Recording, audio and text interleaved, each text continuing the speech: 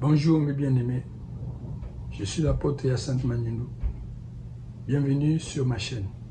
Aujourd'hui, notre message est intitulé « Les choses qui peuvent nous retarder sur le chemin de la foi ». Des choses qui peuvent être des barrières sur notre chemin. Des choses qui peuvent bloquer notre destin. Nous allons donc voir ce message. J'aimerais d'abord prier et remettre toutes choses à Dieu. Père Saint, nous te bénissons pour ce moment.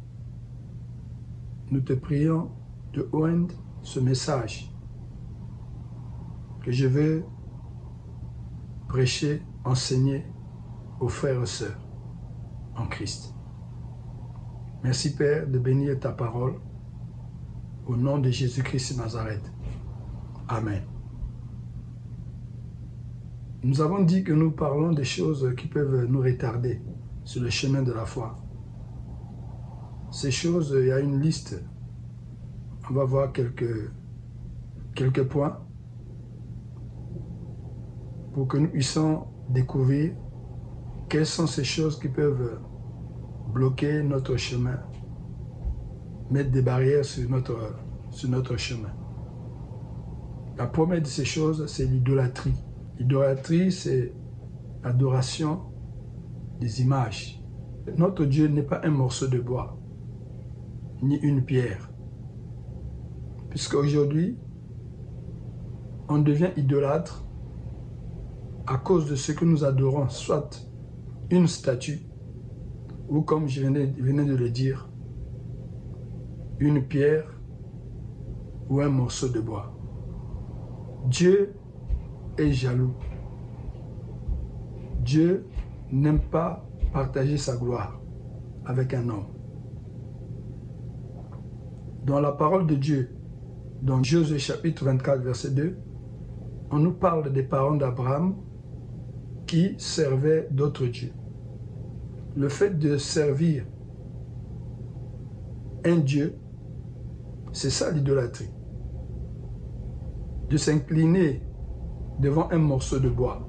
L'idolâtrie, c'est dépendre de quelque chose d'autre que Dieu.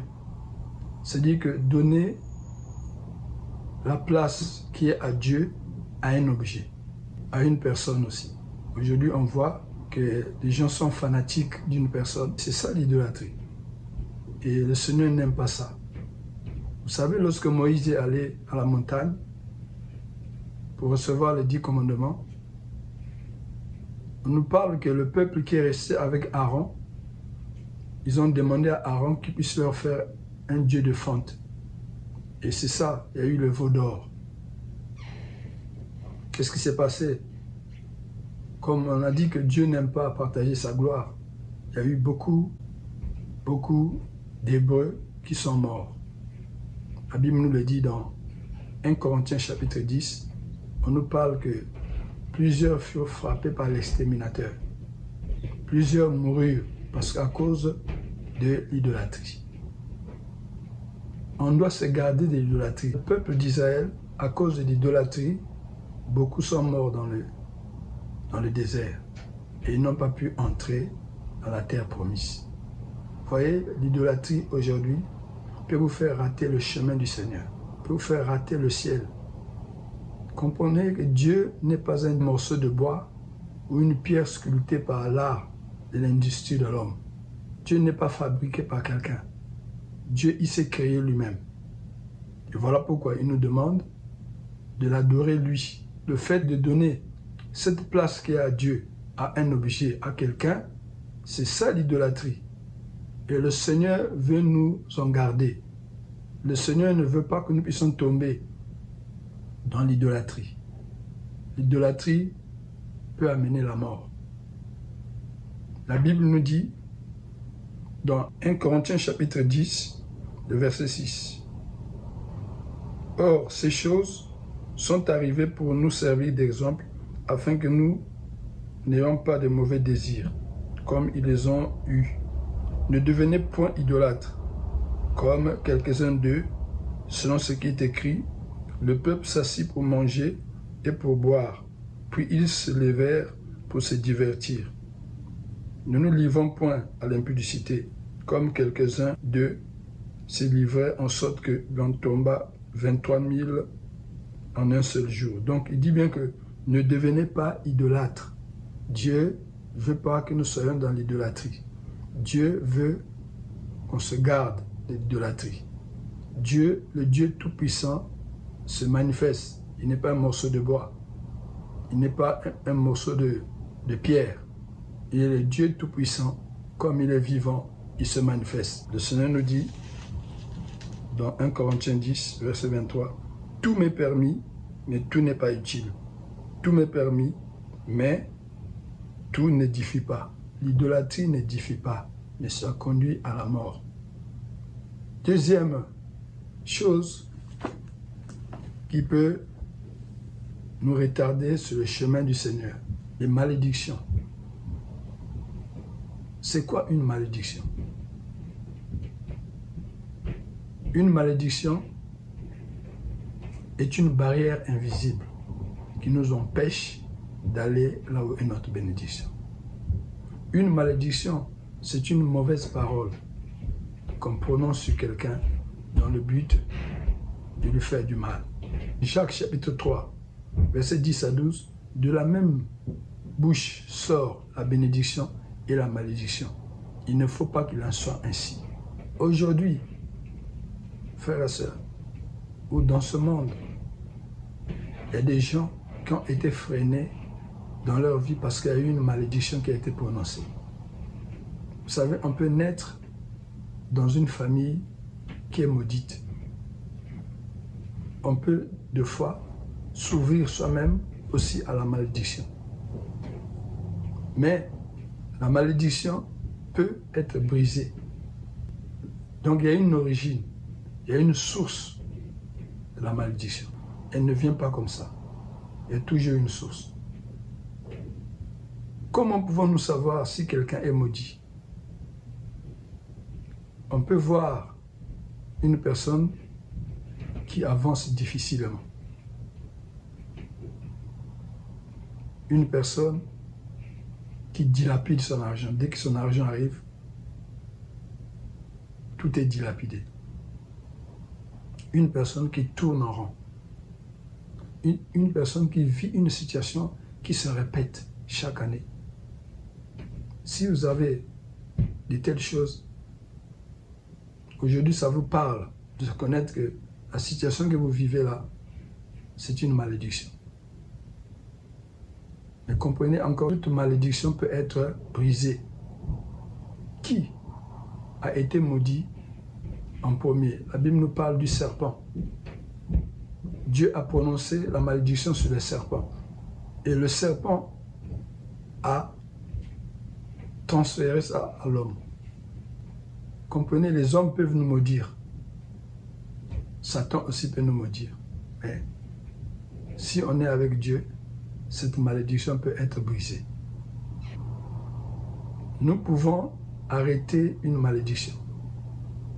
Une malédiction, quand elle est envoyée sur la vie d'une personne, elle peut durer des années, jusqu'au jour où on découvre que cette personne était sous une malédiction. C'est un esprit, lorsque la parole est partie pour maudire quelqu'un, il y a un esprit qui accompagne cette parole. Et c'est cet esprit-là qui va exercer le malheur dans la vie de la personne. Je disais tout à l'heure, on peut briser une malédiction. D'abord, il faut reconnaître. Il faut d'abord reconnaître si vraiment il y a une malédiction. 2, il faut se repentir. 3, il faut annuler ce qui a été déclaré. De cette manière, nous rentrons dans la liberté. La Bible dit dans Galates chapitre 3, verset 13, « Christ nous a rachetés de la malédiction de la loi. Il s'est fait malédiction pour nous. » Il y a quelqu'un qui a pris la malédiction, c'est Jésus-Christ à la croix. Quelqu'un qui était pendu au bois était sujet de la malédiction. Et donc Jésus a pris notre malédiction. Vous savez, dans la malédiction, il y a 3 phases. il y a 3 phases. Il y a la pauvreté, il y a la maladie et la mort spirituelle. Lorsque vous pouvez voir une personne qui manifeste ces 3 choses, vous voyez qu'il y a une malédiction qui est là. Et la malédiction peut être brisée.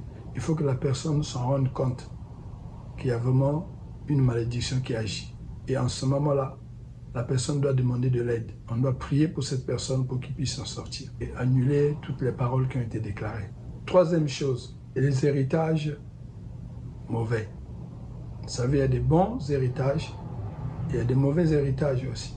D'abord, c'est quoi un héritage? On acquiert un héritage par la succession. Quelqu'un ou des parents vont mourir et lui laissent un héritage, lui laissent un bien. Mais comprenez qu'on peut nous laisser un bien, mais à cause de ce bien, nous allons commencer à souffrir, à avoir des situations difficiles. Dans la Bible, nous voyons, il y a des gens qui héritaient de leurs parents. Ils héritaient des malédictions, ils héritaient des situations. Comme je disais tout à l'heure, il y a des bons héritages, il y a des mauvais héritages. Le bon héritage, je peux donner un exemple. Nous voyons dans la Bible, dans 2 Timothée chapitre 1, on parle de Loïse, la grand-mère de Timothée, a transmis la foi en sa fille Eunice, et Eunice a transmis la foi à Timothée. Nous voyons 3 générations de foi, 3 générations d'un bon héritage. Nous pouvons voir dans Zacharie chapitre 1 verset 1 aussi, le grand-père de Zacharie, Ido, a transmis le manteau de prophète Bérékia, qui est son fils, et Bérékia a transmis à Zacharie, son fils, un héritage de manteau de prophète. Ido, Bérékia, Zacharie. Nous avons vu Loïse, Eunice et Timothée. Vous voyez qu'un bon héritage bénit. Un mauvais héritage ne bénit pas. Un mauvais héritage vient avec de mauvaises choses.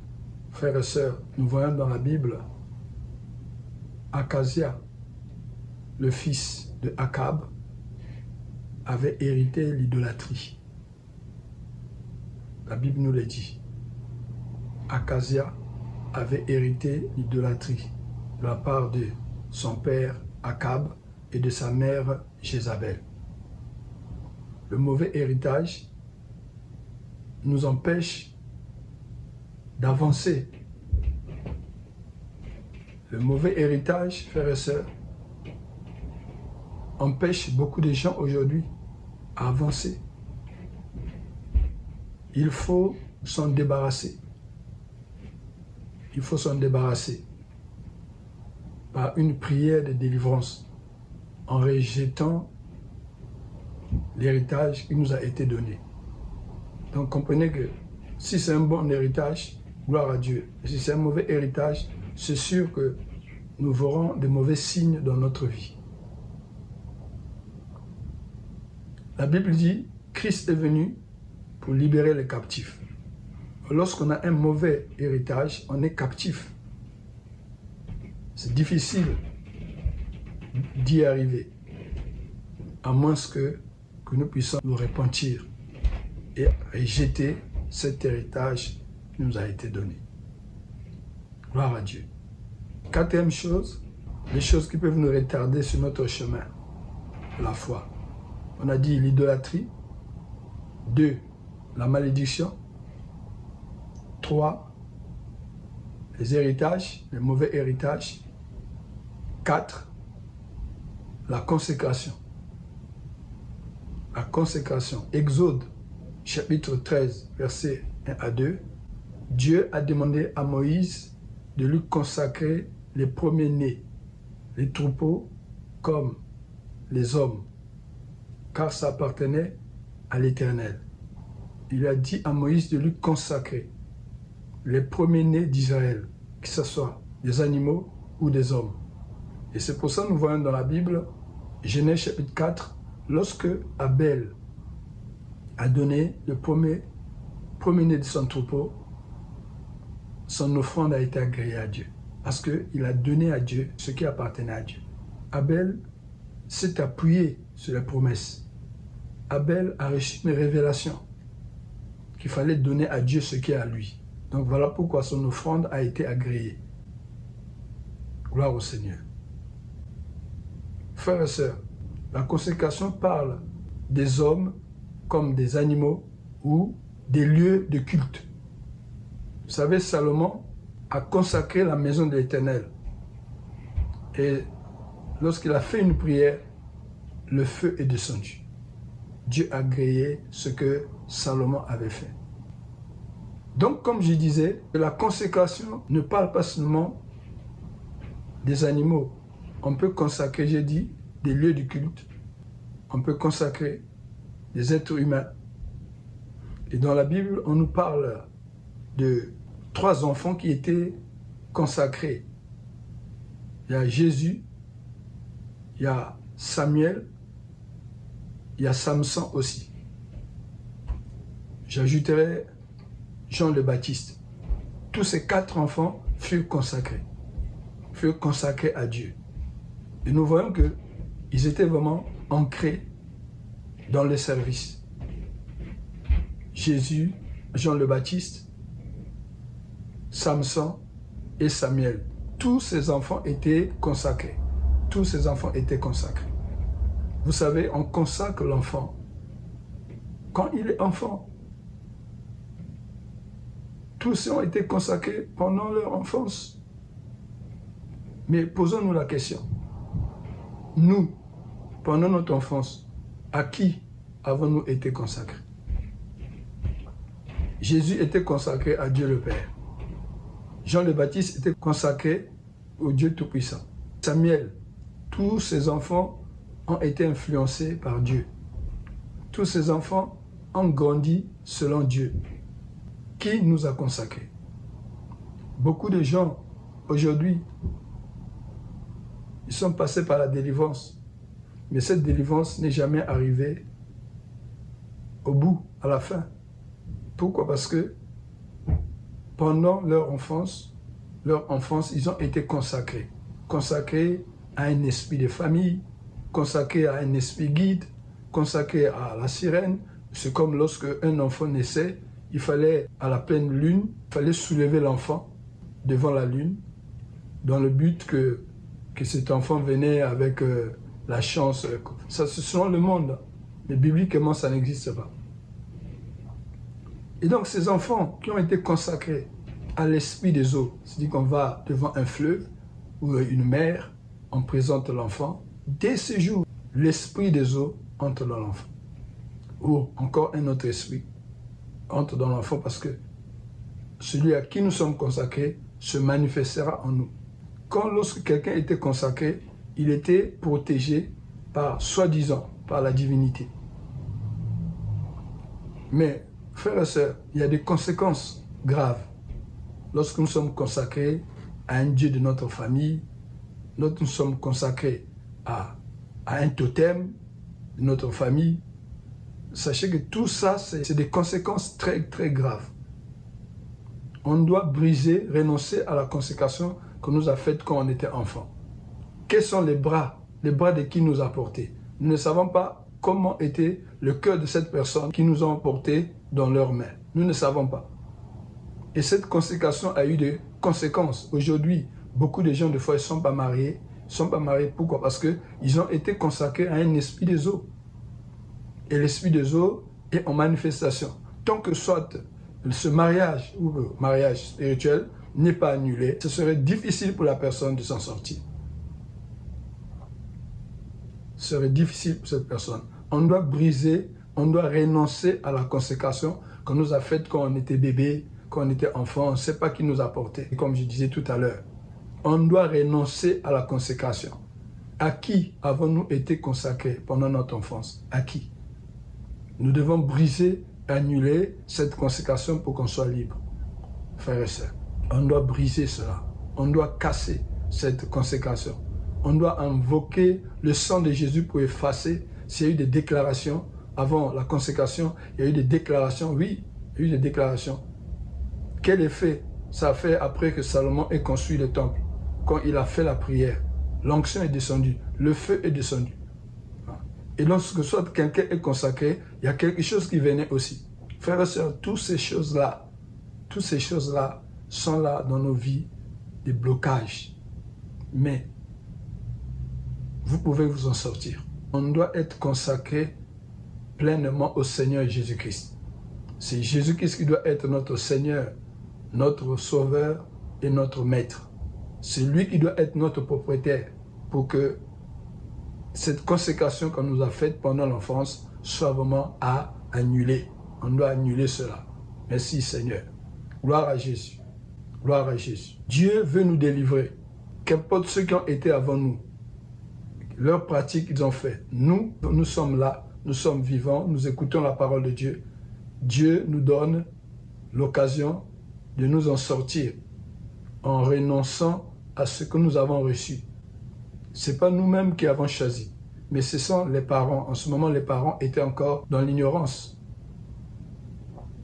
Aujourd'hui, il y a une possibilité de s'en sortir en invoquant le Seigneur. La Bible dit dans Romains 10, verset 13, « Quiconque invoquera le nom du Seigneur sera sauvé. » C'est en invoquant le nom du Seigneur que nous serons sauvés, que nous serons délivrés.